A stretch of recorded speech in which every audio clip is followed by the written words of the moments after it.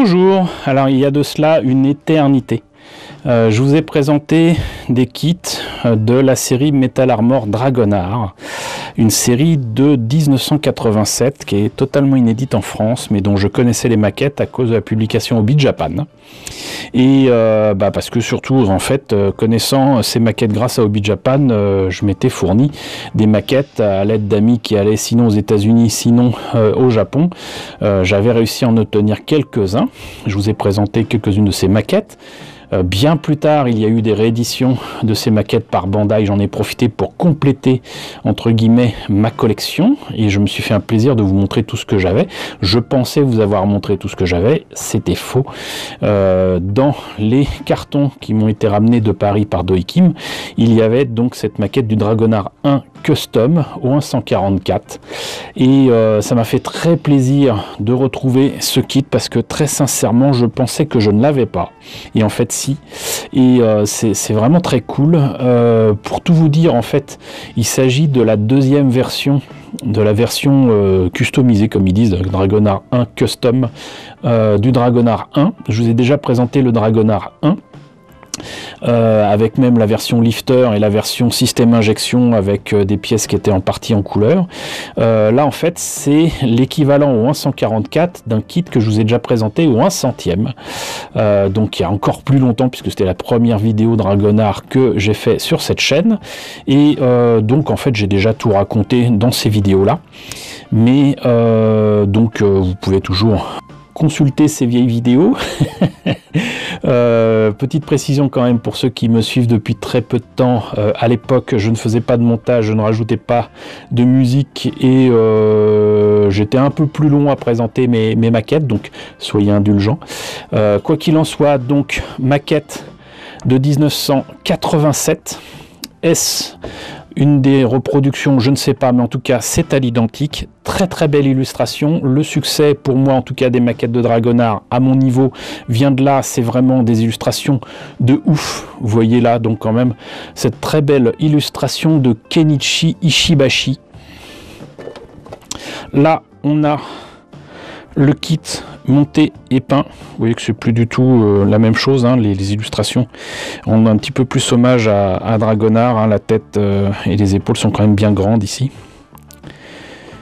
Hop, ici de nouveau des images du kit monté et peint.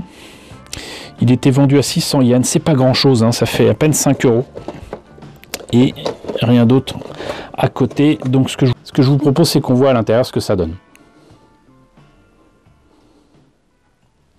Alors j'adore Dragonard, hein, je vous l'ai dit, mais par contre avec les maquettes Dragonard chez Bandai c'était le début de la fin. Ils avaient fait ça aussi sur les maquettes Gundam, mais plus de décalco, des autocollants. Voilà, bon heureusement là c'est mat, mais c'était encore des autocollants un peu épais, vous voyez, mais bof. Sinon une illustration différente pour la notice, mais c'est quand même très joli aussi, vraiment très beau. Là, on a donc l'histoire de ce D1 Custom. Visiblement, en fait, le Dragonard 1 a été certainement aussi la source d'inspiration d'une version de production de masse qui est le Dragoon One. Qui est donc un Dragonard qu'on voit vers la fin de la série, piloté on va dire par le tout venant des pilotes terriens. Ici donc présentation du bouclier, des armes, etc. Le Movable Flame, j'imagine qu'ils veulent dire frame.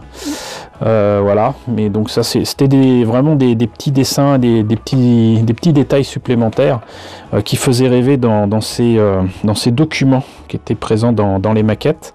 Donc là on commence visiblement par le montage des bras et même du bouclier. Ensuite les jambes, avec cette particularité, c'est que les plaques de blindage sur les jambes peuvent s'enlever.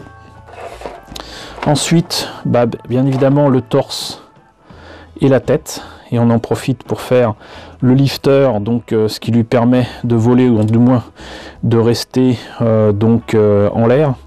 Et les armes qui vont bien avec, les différentes paires de mains. Et ensuite, comment placer visiblement les les autocollants. Là, c'était les pièces en présence avec 3 grappes plus une grappe de polycap. Et donc, normalement, on obtient ça. Voilà. Donc, là, on a les pièces encore sous plastique. Mais je pense que je vais pouvoir vous les montrer quand même. Donc, là, rien de très différent par rapport aux précédentes maquettes de Dragonard.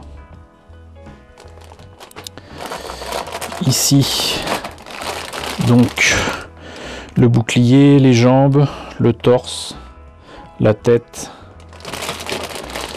là le reste des jambes, de la tête, du torse, les armes, et voilà, on a fait le tour, hein.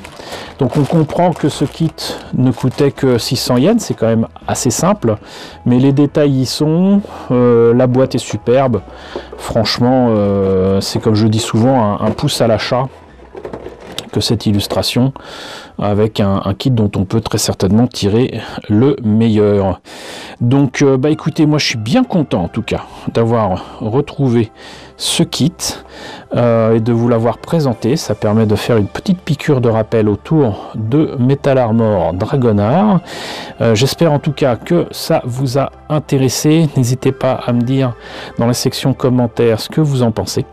N'hésitez pas à liker, c'est très important. N'hésitez pas à partager, n'hésitez pas à vous abonner si ce n'est pas déjà le cas. Coucou aux nombreux abonnés qui nous ont rejoints ces derniers temps. Bienvenue ici. Coucou aux grands anciens qui me suivent depuis 5 ans. Merci à tous de votre fidélité, merci à tous de votre soutien sur Tipeee et sur Paypal. Surtout prenez soin de vous, surtout en ce moment.